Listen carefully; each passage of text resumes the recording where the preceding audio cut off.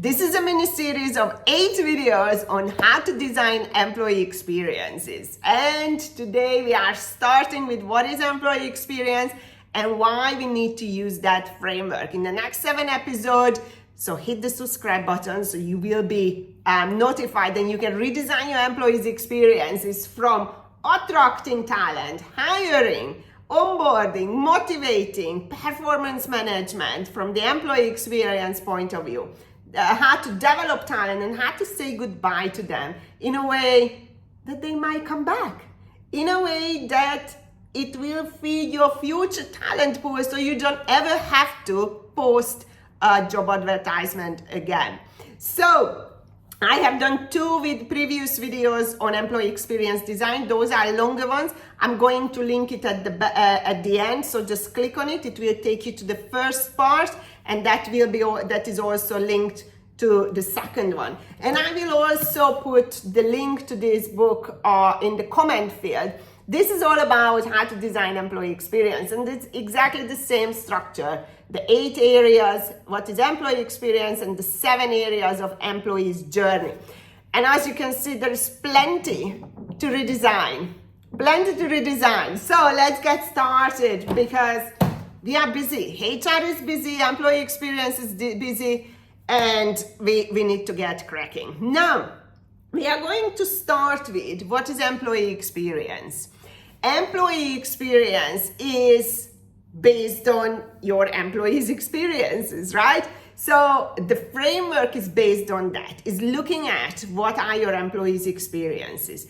And what is giving your employees' experiences? The policies, the procedures, the leadership, the culture, the processes, the systems, as I call it, right? Everything that employees are interacting with on the daily basis. Those are the ones that are giving them the experiences. So when we want to fix employee experience, we need to fix the system. And that's what is all about. So we are not fixing the employees, we are fixing the system, the environment, so then employees can have better employee experiences. Now, why do we need to do that? So you don't waste money. You don't waste your company's money, your organization's money, because we know that HR is wasting billions and billions and billions of dollars. I have done a video on that. The system is the broken system, or break the system, titled. You can check with my video amongst my videos. Because if you are looking at employees' experiences, then you will not spend money on what they don't want, what they don't need, or what they don't use. Because there is a lot of examples for those ones. So that's the first thing if we want to speak for the business language, the business case. But I'm not interested in that. Companies have money, we can't waste them, but we need to use them sensibly or spend them sensibly and direct them towards areas that actually make a difference in everybody's life. Now the second part is because we don't want to continue fixing employees, we want to actually fix the system. Now, Oxford University came out with a research paper early this year in January 2024 that clearly showed it to us that HR has wasted billions globally on well-being initiatives because they are trying to fix the individuals instead of the system.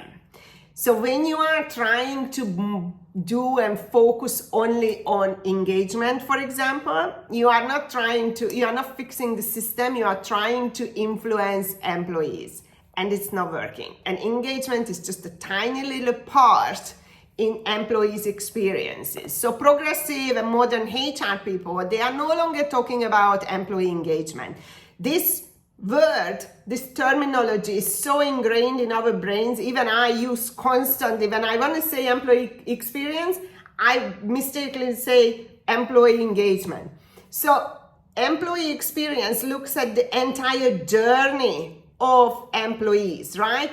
And employee engagement is just a tiny little part. So you might end up engaging people with whatever interventions you have created. But maybe we are ruining their experiences at the other 6 areas or through the leadership. And we are not even noticing it. So we need to have this holistic approach. What do we do? And this is what it does. And then obviously the third reason for why we need employee experience design, because if you are designing your guest and customer experiences, you don't have an excuse why you should not be doing the same for your employees.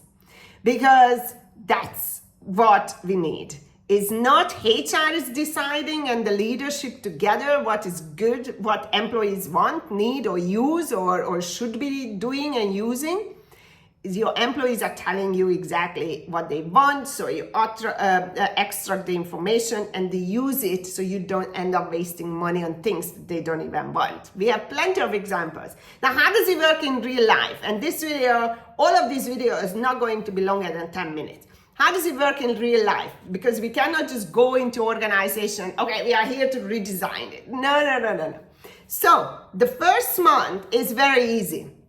We conduct a robust survey using a platform and hopefully surveying every single employee in the organization. Now, it depends on the size. Last one is that we are working with is 2,500 employees. It's a very exciting project. And we decided to survey half of the employees, and good sample size from everywhere. Now, this survey is collecting information about employees' well-being, mental, physical well-being, employees' safety, security, leadership, culture, comp and benefit, right?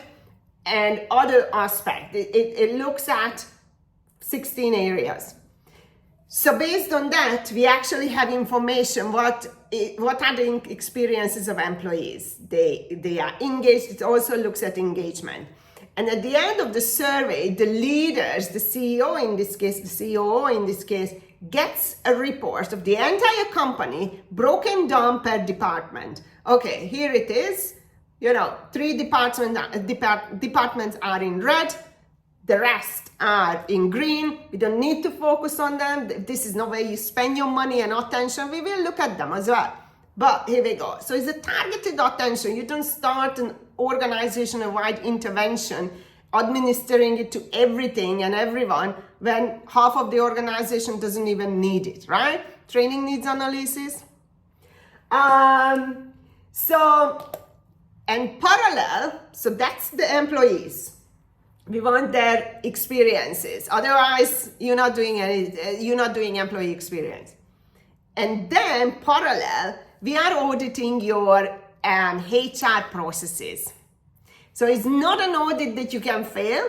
It's an audit that will highlight what are the things that you are missing that will add to employee experiences. So for example, if you are doing recruitment, which we will do in the next episode or videos, right? Recruitment. What is the experience of your candidate during the recruitment process, right? So we will look at how many stages of interviews you are having. Who is interviewing? Is that person qualified? What is the template that you are using? How do you come across online, etc., etc.? So it's really all about what is the current experience, and this is how the next 7 episodes will be structured. What is the current experiences of employees or candidates, possible future employees? What is it that we want, and how can we make that happen?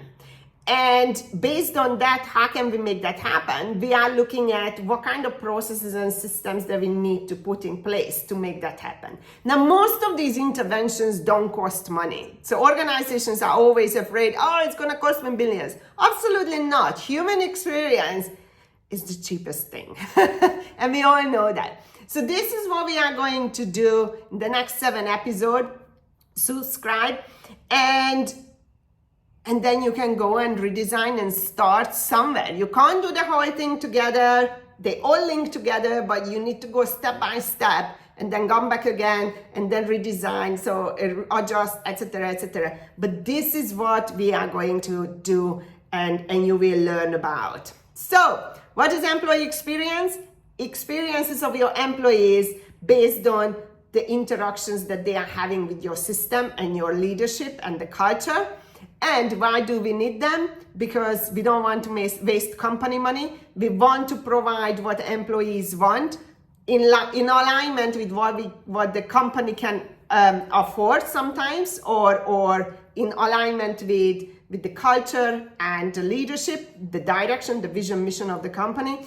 And really is because we don't have an excuse. If we do this for the customers and guests, because we know that if we provide great guest experience and they will stay with us, they will come back to us, they will talk about us. We use the same logic, and we don't have an excuse not to. We use the same logic and principle to employee experience design. Because if they have a good experience, they're going to talk about us in a positive way. So this is it. Come back for the second episode, which is all about talent attraction and candidate experiences with you.